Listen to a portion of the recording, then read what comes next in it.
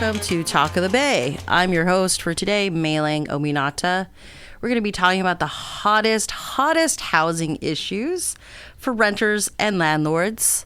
Guests today include Susie Shannon of Housing is a Human Right, Esther Malkin of Monterey County Renters United, and Joy Schendeldecker of Santa Cruz Cares. Are you guys there? We're here. I'm here. Yay! Yep. Thank you so much for joining us. I thought I would ask you one by one about your journeys. So, Esther Malkin, what's your housing journey? What drew you to your work as a housing consultant? Well, I actually have been a homeowner and a landlord in 2 states before I landed here in California. Mm-hmm. So when I decided to stay here, I knew I was never going to be able to be a homeowner again. And now I've been a renter for 23 years. Mm-hmm. So the reason I bring that up is, I've got kind of a better perspective than some people that are saying cancel rent, like during the pandemic, or that people are asking for, rent control or no increases at all or anything like that. Because I kind of understand what, to an extent, the landlords need to have, some of their costs covered for us. You've been there, done that. But just not in California. Right. And, California is known to be the expensive state in the country. So here I am. So I was living in a house that I had was renting with an ex, and we split up. And then I started to look for another place to live. And this was 12 years ago. Mm-hmm. And I hadn't had to look at the rental market for about 5 or 6 years. And I was shocked at how few units there were out there, how expensive they were. If you had a pet, forget it. You were completely out of luck. And so it took me like 2-3 months to find a place.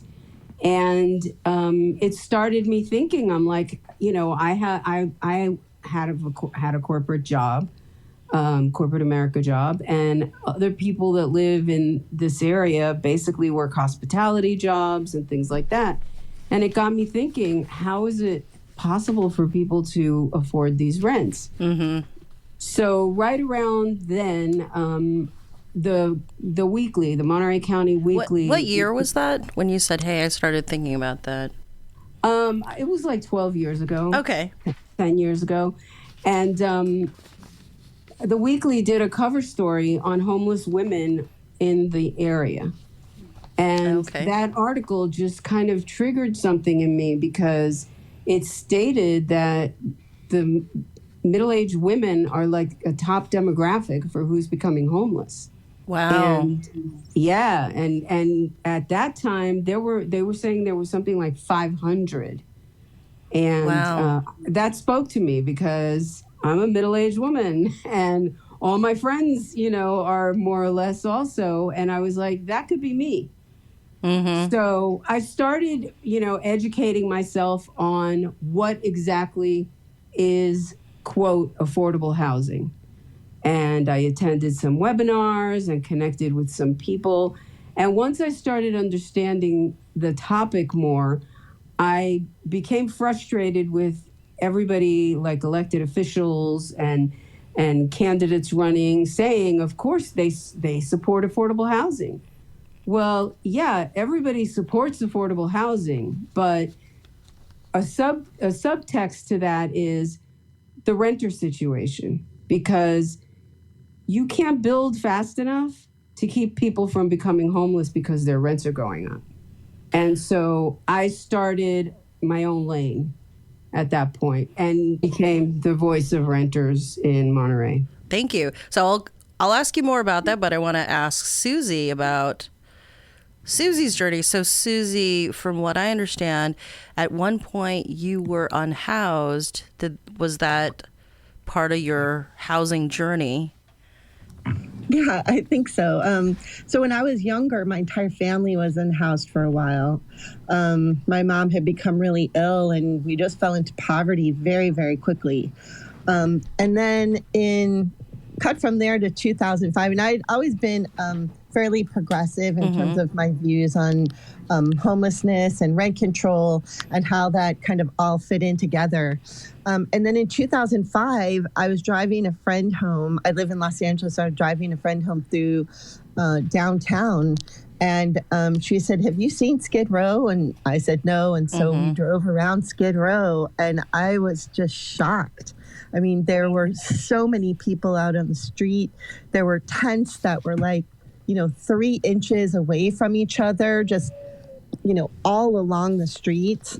And so that, I think, for me was a very defining moment, because I started an organization called Poverty Matters, and we started to go out on the street and offer food and blankets and clothing, and we got to know folks, and we started to document a lot of their barriers to getting housing or other services. And at the time, we had half the shelter space for the number of people who were homeless. So that meant that there was no place that they could go, even if they wanted to. And almost everybody wanted to go somewhere. It's just that a lot of folks had gone to shelters and had already been termed out, because some of them had like a 3-month lifetime maximum at these shelters. Or a lot of them had already, sort of been through that system and realized that it wasn't leading to housing, which is what they really, really wanted. And so we started to document these barriers. And then in 2016, we had a delegation come out from Utah, because the state of Utah had reached a functional zero in chronic homelessness. Oh, yeah, I heard about that. Yeah, so we brought them out to find out how they did it. Like, what did they do? Right. And it was actually very simple. They created housing for people. And it's not that, I don't want to question the intentions of it, because I'm sure that they had very good intentions from a humanitarian perspective, but they also had a perspective from a financial an economic perspective, which was that they were saving $8,000 to $10,000 per unit that they were per person that they were bringing in off the streets. And so we brought these guys out. They talked about how they did it, and then Holly Mitchell agreed to put in legislation very similar to that in California. And so I drafted that legislation, which became SB 1380, to put the state of California on a housing first model. It got through the Assembly, it got through the Senate, and then everyone kept telling me that the governor would never sign it because he had vetoed legislation that was very similar to this on interagency councils. But we were able to show the governor that we saved $35,000 to $45,000 per person that's chronically homeless in California. And so, again, sort of based on this fiscal model, the governor signed that legislation in 2016. And it's a complete rebuke of what we were talking about earlier, which is criminalization, right? So if you go down the road of criminalization or not providing permanent housing for people, it actually costs taxpayers a lot of money. The rent is too damn high, party. People are working 8 hours a day, 40 hours a week. Some a third job. Why? The rent is too damn high. The rent is too damn high. Too damn high. The rent is too damn high. The rent is too damn high. Too damn high. Too damn high. Too damn high. Too damn high. The rent is too damn high. The rent is too damn high. And we're back with Talk of the Bay with me, your host, Meilin Obinata, and guests Esther Malkin and Susie Shannon. And we were talking with Susie about her housing trajectory. She was just mentioning SB 1380, the housing first model, and also she had just mentioned the importance of making sure we're not going down the route of criminalizing being unhoused. Susie, are you there? Yeah. I'm here. Okay, great. Yeah. So my point is just that as we see increased homelessness, like here in California, we have over 181,000 people who are homeless. The folks who are really left holding the bag are not like the corporate landlords who are evicting people. It's really the taxpayers. And so the point of Housing First is just to make sure that people get into permanent supportive housing. They have much better outcomes, as we've seen. And, even with the state of Utah, which is, which is Republican and, a red state, they saw the benefit of providing permanent supportive housing. If you're going down the road of criminalizing people, it's extremely costly. So even if from a humanitarian perspective, you're not moved by the fact that people shouldn't be criminalized for sitting, sleeping, or lying on the sidewalk, you at least have to understand that it's extremely costly, and it's actually costing taxpayers a lot of money to service folks who are homeless and on the streets in California. Thank you. So there's a report from the UC San Francisco Benioff Center about the unhoused in the Bay Area being, I think, 75 or whatever percent local, meaning they became unhoused as they lived in California. Is that something you would feel comfortable commenting on, Susie? Sure, absolutely.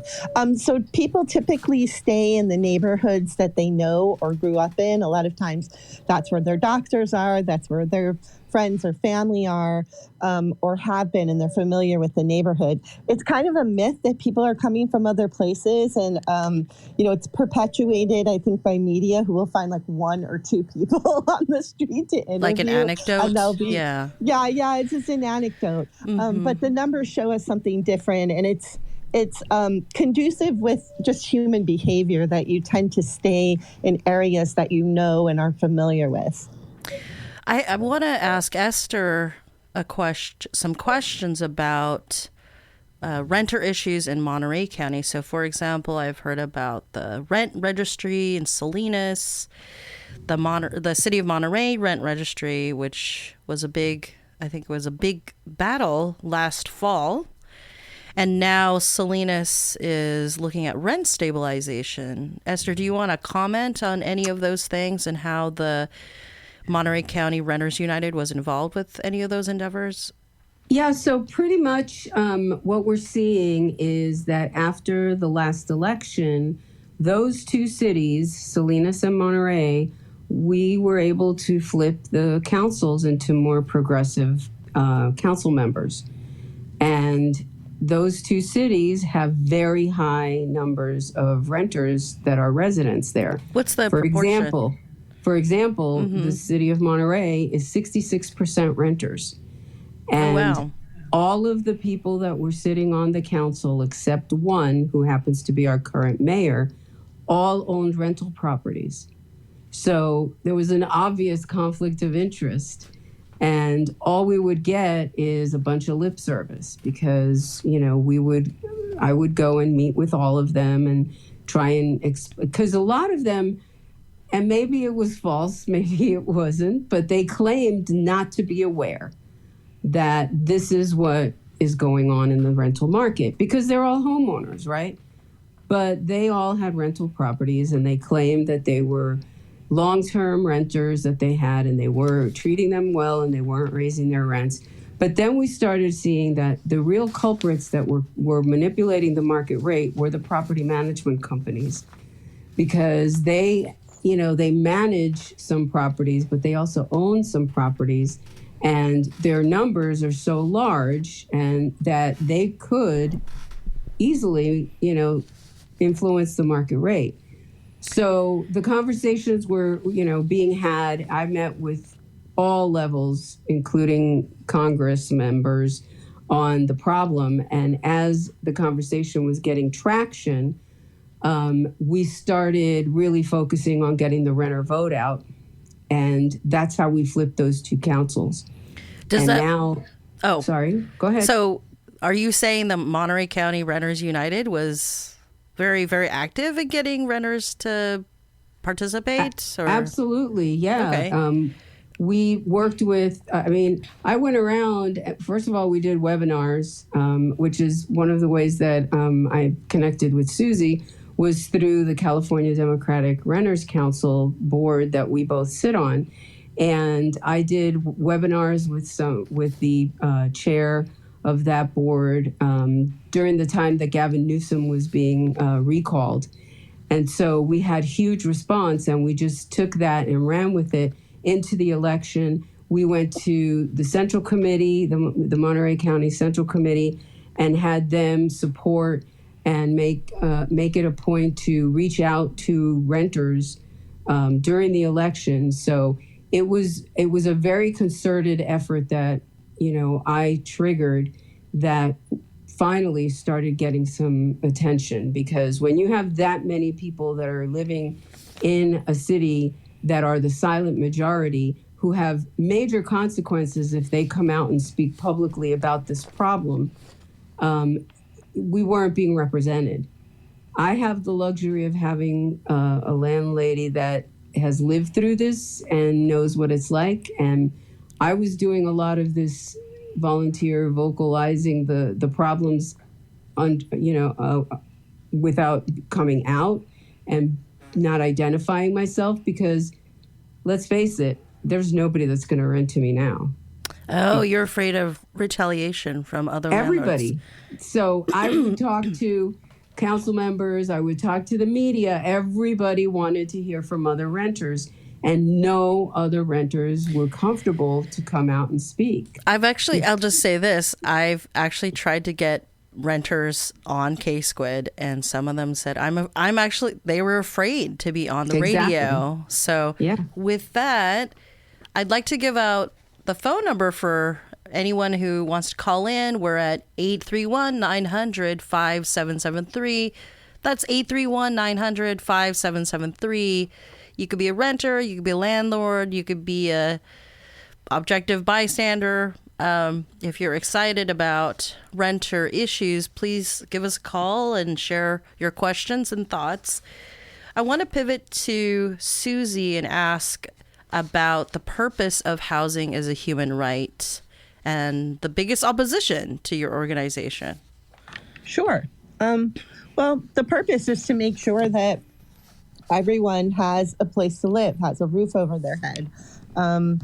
And there are a lot of different ways to achieve that. One of it is having rent control to keep rents reasonable so that people in the area can afford them. That's a very reasonable thing to do. And so I'm working as a campaign manager for the Justice for Renters Act, which will actually allow local government to expand rent control.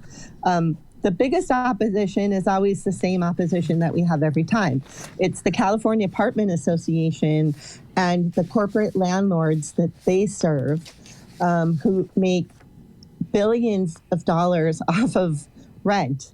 And of course, when you're moving for affordable housing, or you're moving for rent control, or anything that actually creates a fair system for renters, you'll have opposition from the people who are making a lot of money from the current system and the status quo.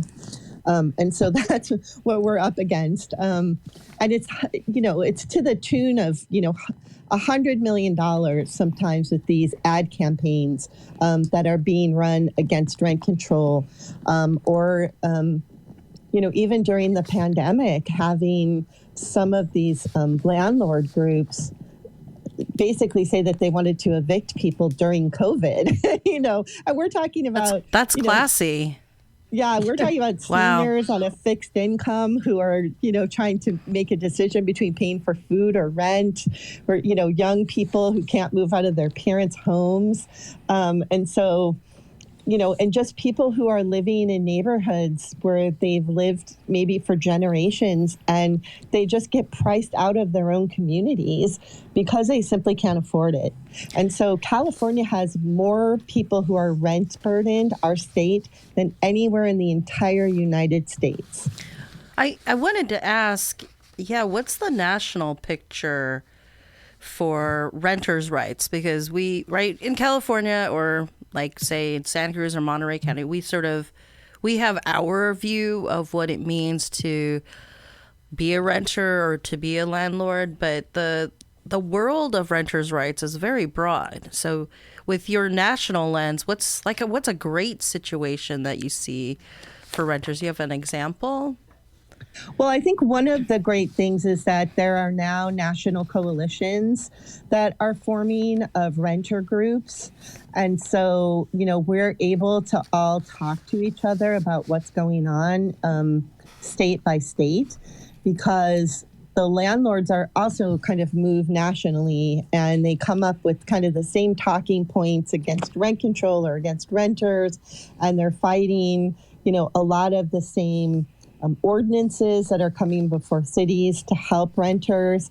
And so it's very interesting to me to see that as we move, nationally, around these issues, that like the same, type of ordinances to help renters are coming up, and the same arguments against it are coming up. But I will say this year we made history, because this is the first time ever that a president of the United States has mentioned renters in the context of their plight against corporate landlords who have engaged in price fixing using an app called RealPage. And so that was in January. And then in June, the FBI actually raided the headquarters of a corporate landlord in Atlanta. So, the president not only mentioned this in State of the Union address, was very clear to follow up and make sure that they were stopping this, right? And this is like, the old trust busting days, I guess. But, you're not allowed to price fix. But it turned out that these corporate landlords were trying to see, using this app, they would all raise the rents at the same rate or up to the same level for market rate units. And it was quite scandalous. And it's well, still the other being thing, can I just jump in real quick? Yeah, about sure, Esther. RealPage, because I actually was really early on to that. And another problem with that RealPage is it's a platform that they all share, and they share tenant data on it. So they rate tenants according to how they perceive them to be a good renter or not. So swipe right or swipe left on a renter? Exactly. Okay. And they have like all Tinder this or Grindr? history and data on everybody, and they're sharing it nationally. So that was also, the privacy part of it was a problem. That's creepy. That is honestly creepy. It's creepy, and it's unfair, and it's, so it took a while. I mean, I worked with Congressman Jimmy Panetta's staff in D.C.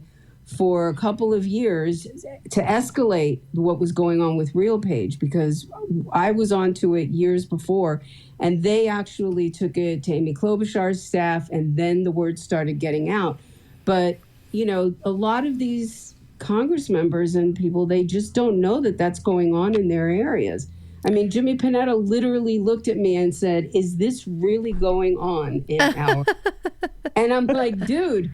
Wow. They live in bubbles. I'm so glad that you brought this to his attention.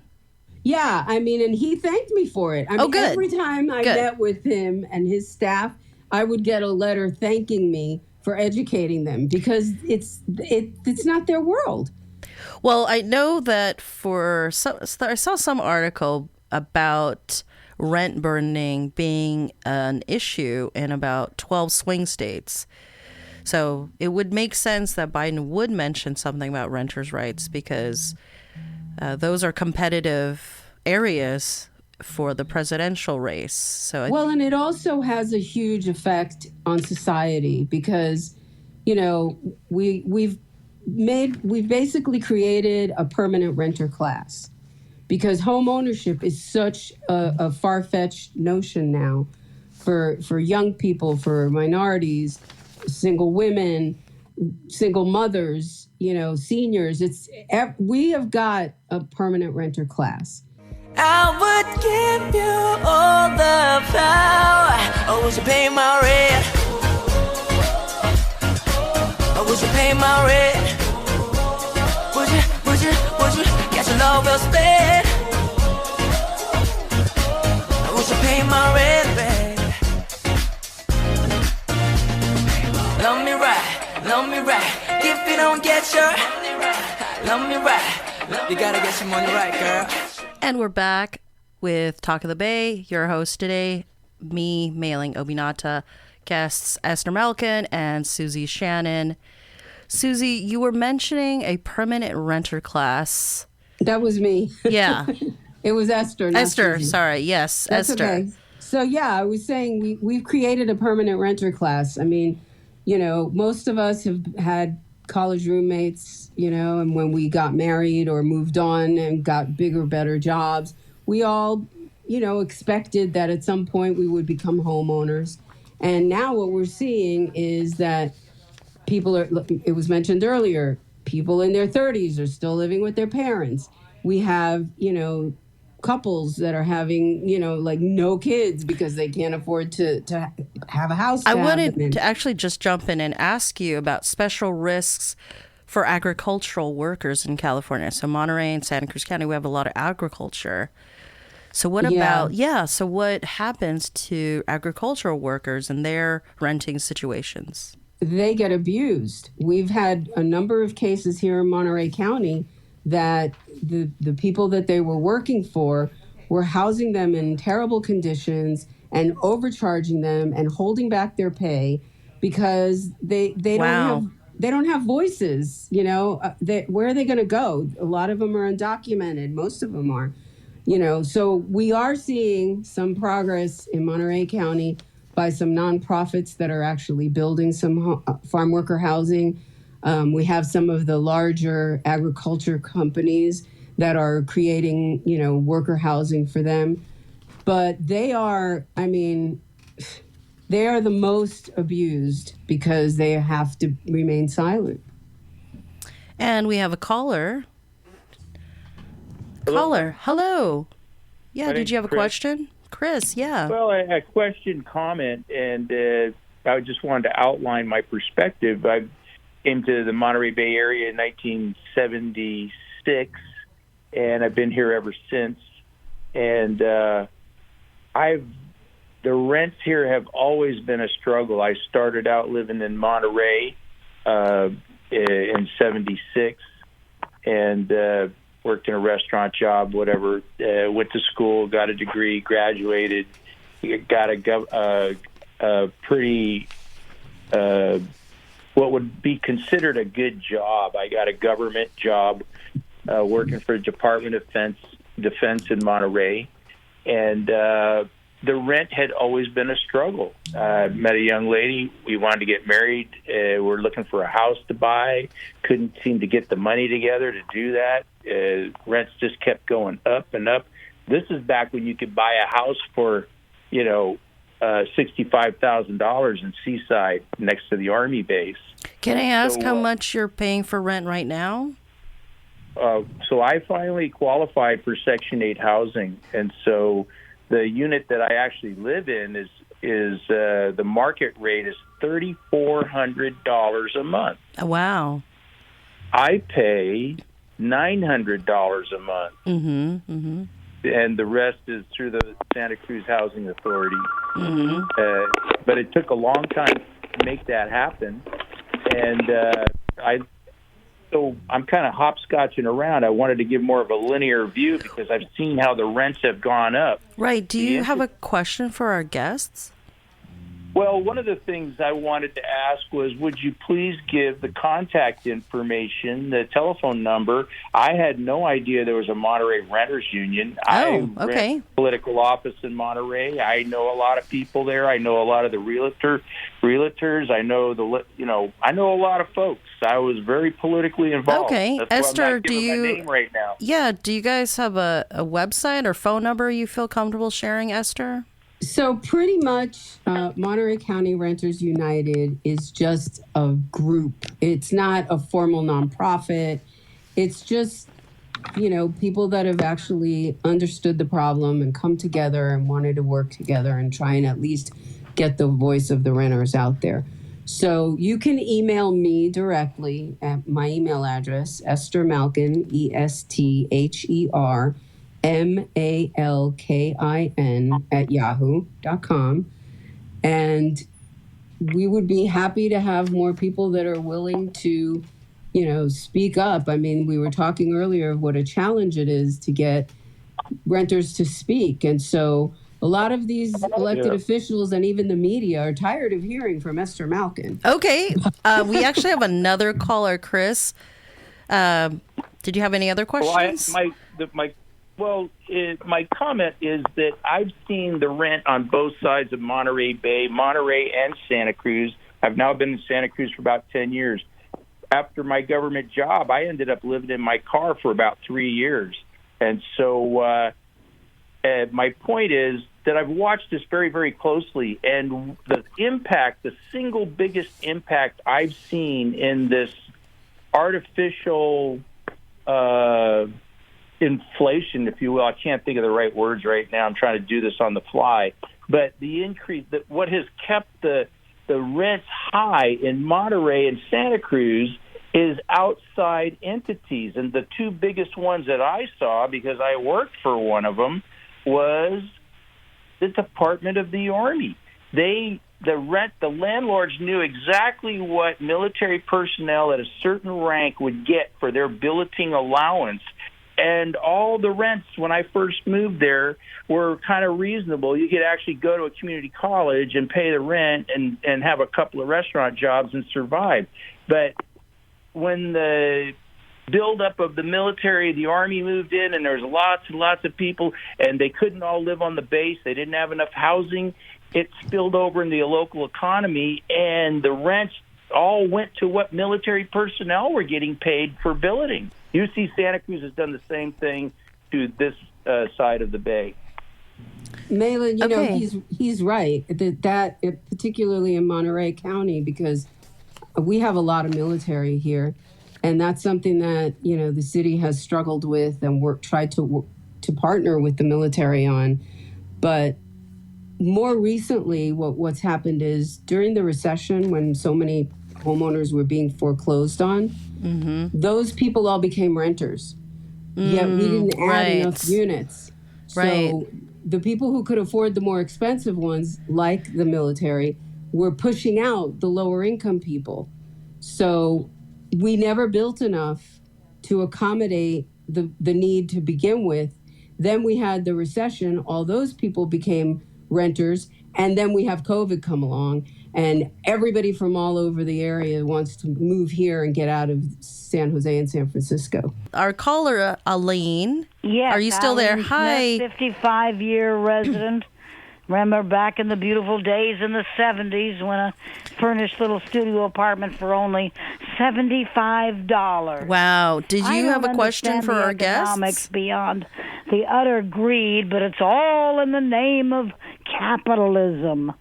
And it just, unfortunately, back in 1983, I have been living insecure in there's been lots of soap operas along with it during my course of living in a HUD project. Then it switched over to HA. And pseudo-socialistic housing is what I call it. But you have to be... there's certain levels of income. Everybody pays. Did you have a question, Aline? Not really. Just to say my utter disgust, and I despise real estate. Okay. Well, thank you so much for calling. I don't understand I don't understand the economics of it except beyond the utter greed. And of course, real estate says, well, the construction costs have gone up and up and up, and. For 30 years, I've wished that half the state would move out. But all I can pray is wishing then for years I wish the market would crash. But a friend reminded me, the stock market has to crash first, and then the insurance, and then the real estate. Meilin, both of the callers mentioned that they are Section 8. And I don't know if everybody kind of understands that. And that's a big problem as well. So, when the government helps these people with vouchers, the wait lists are like 10 years long. Right. Yeah. And then these people, they finally have a voucher, and then they can't find anywhere that will take their voucher. Right. So that's a huge, problem also. And, I have close ties to the National Low Income Housing Coalition, and they really are instrumental in trying to address that because HUD is a hot mess. So I wanted to ask about organizations renters should create or join to improve their conditions as renters, because one of the callers said, hey, I'm from Monterey County. I didn't even know you guys existed. So I wanted to ask about that. Obviously, if you're in Monterey County, you can connect to Esther. Susie, for people who might be outside of our two counties or so on, do you have some advice for people who may want to improve their conditions as renters and get politically active? Sure. Well, one of the ways you can do that is actually join on as a volunteer for the Justice for Renters Act, which will be on your November 2024 ballot, same ballot as the presidential election. And this will allow local government to expand rent control. And what it does is repeal a law that was passed in 1995 that actually prevents local government from being able to expand rent control. And this is very, very important. It's important basically to make sure that rents are reasonable and that rent increases are not skyrocketing. But also to prevent homelessness as well. And so there's a number of reasons to do that. But if you are a renter, you should be supporting this particular initiative on the ballot, just registering to vote if you're not registered and voting for this. But if you'd like to volunteer to text or call or walk or do any number of things, our website is justiceforrenters.org, and it's FOR, so it's JUSTICEFORRENTERS.org. I also wanted to have people understand, how do renters' rights advocates collaborate with labor unions like the UAW or the SEIU? These really big unions have been not only effective in advocacy for labor issues affecting their union membership, but other social issues as well. And I found that some of them are collaborating with tenant unions. So I'd love to hear from either of you about that.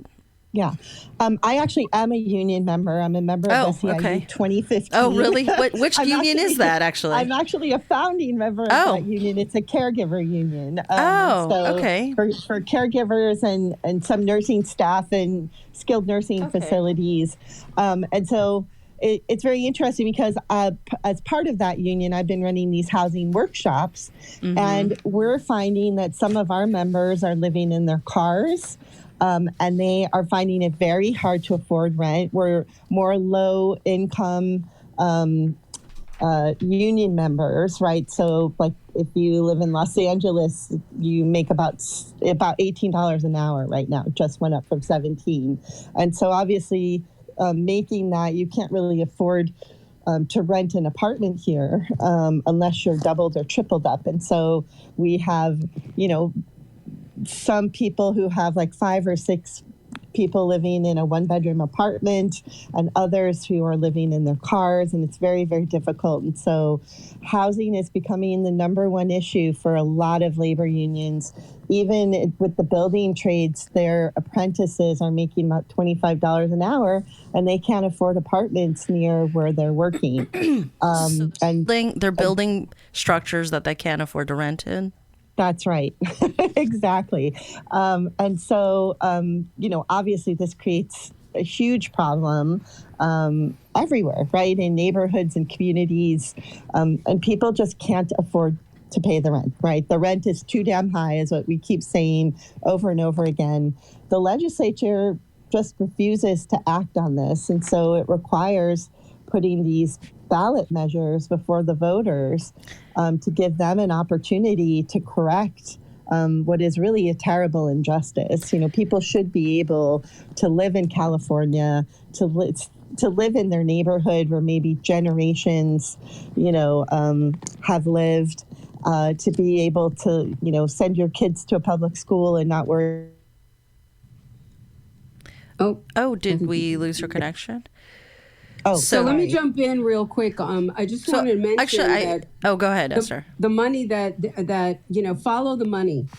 When Susie was talking about the legislature not passing things, follow the money. The California Apartment Association, huge money there. Watch whose pockets they're giving money to, which campaigns they're giving to. Our whole housing committee is taking money from them. Which housing committee do you mean? In California, the Sacramento, the Assembly has a housing committee, and I don't know if it's turned over yet, but I know that the previous one, if it's not the same one that we have now, there was a study by a nonprofit called ACE, ACCE, that did a huge deep dive and called out and researched all the elected officials that were taking money from them. And you asked also about other organizations and ways that renters can get together. Susie and I are both on the California Democratic Renters Council board. That is statewide. That's how Susie and I met. She's in LA, I'm in Monterey. We have a couple of board members from San Francisco, from all over the state. Join that group. That we are the ones that are going to the legislators, and we have them come to us as well. We endorse the ones that are helping renters, and we nix the ones that are not and call them out for it. And Susie's very active in that too. Thank you. And in the time remaining, if Susie's still on. I'm here. Okay, yeah. Great. If you could just, in 1 minute, if you could tell us why renters should get politically active. Well, if you're not politically active, and the landlords are, that means that whatever they want, they get. Okay, great. Esther, any more thoughts about that? Well, yeah, we've got to get the renter vote out. We cannot be a silent majority. But renters are afraid to speak out publicly, but their vote is how they make things happen. They are the ones that are going to help us get elected officials in office that are going to be willing to do the right thing for the majority of their constituents in many cases. So we've got to educate the voters. We've got to empower them. And the renter voting bloc is huge. We're almost half of the voters in the state. That's a lot of voters. Yeah, because we've created a permanent renter class. Well, so there you go. Yeah. So that is really the message to leave with after this. Make sure, make your vote count. We've got a ballot measure that's going to help, renters statewide.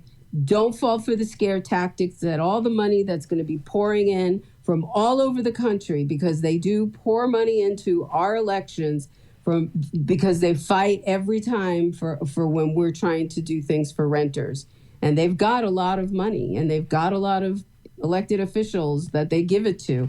But at the end of the day, every renter has a vote.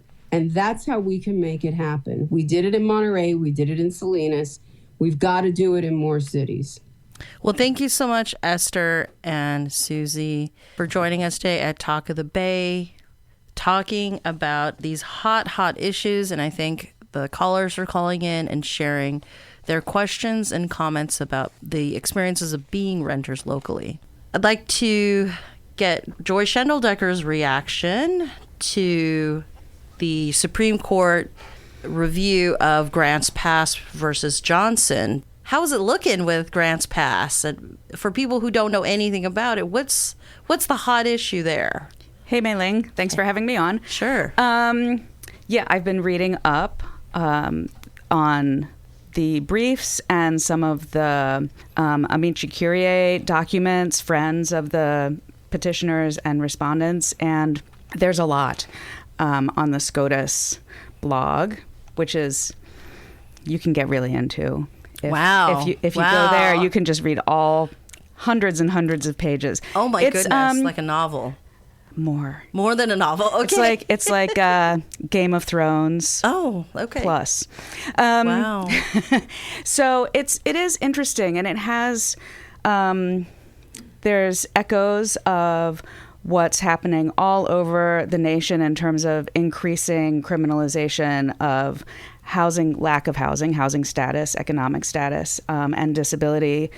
And some of the grants pass ordinance that they're talking about is really draconian, but still has echoes in the Santa Cruz ordinances from 2021, the Camping Standards and Services Ordinance, which is not enforced right now, and the Oversized Vehicle Ordinance, which went into effect last December.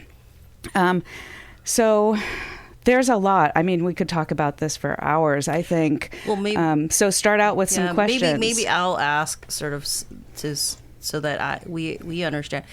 What was grants passed? What was the ordinance designed to do? Well, their ordinance was explicitly designed to make things so unpleasant for people without housing that they would be compelled to move on. There's no secular adult shelter in Grants Pass. It's a town of 38,000 in Oregon.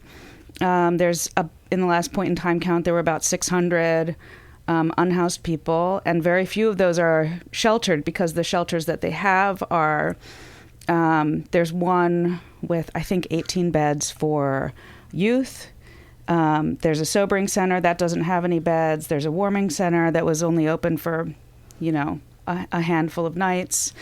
And then there's a church-associated program with quite a few beds, but it's a 30-day program, and there's compulsory work and compulsory attendance at daily religious services, and you're not allowed to look for a job while you're staying there. That's weird. So it's really reminiscent of religious poorhouses, workhouses. So you have about 600 out okay. of house. Oh, so, okay. So sorry. So the ban, it's basically a ban on all sleeping, which they're defining camping in the broadest possible ways, in any public space, streets, sidewalks, alleys, parks, city property. You can't have a blanket or a piece of cardboard or basically anything that would indicate that you're gonna sleep. Okay. Day or night. Okay, so if I fall asleep in the park with a book, that's one thing. But if I have my grandma's crochet blanket on top of me, that's a no-no. I think one of the arguments at the Supreme Court, and the justices this is part of their line of questioning, I think the ordinance is trying to get around things like Martin versus Boise by saying that it's just a blanket ban. It covers everybody. It doesn't matter whether you're a tourist or a little kid or anybody. You just can't sleep in public.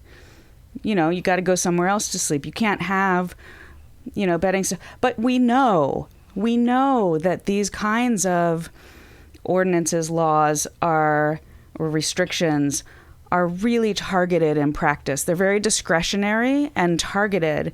And, so if you look homeless or if they know that you are an unhoused person, then you will, you'll be policed. Or if there's a complaint, we know that complaints-driven policing is a huge problem everywhere. But you or I, if we go for a picnic and we happen to fall asleep while we're sunbathing, I seriously doubt. It's like traffic stops. I'm not going to get traffic stopped, but someone else might. Oh, a lot of people do. Yeah. Okay. So for people who don't know Martin v. Boise, yeah, 2018. Is that about potatoes or what's going on in Idaho? Unhoused potatoes.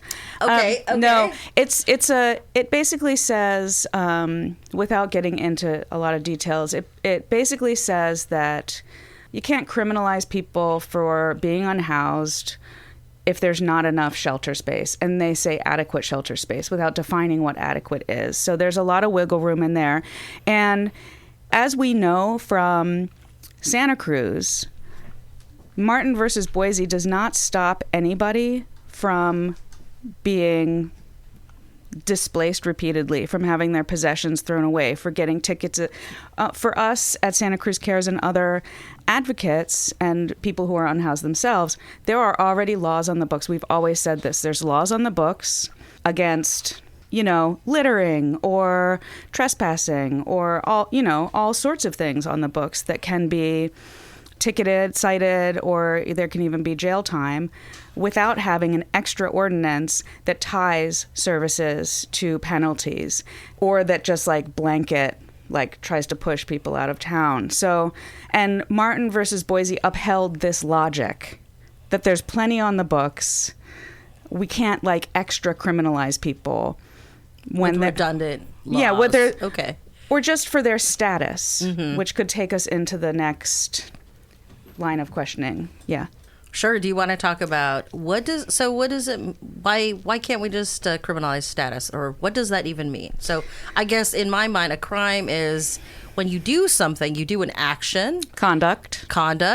So, hey, I stabbed somebody or whatever. Yeah, that's your conduct. That's my conduct. So what would be a status thing?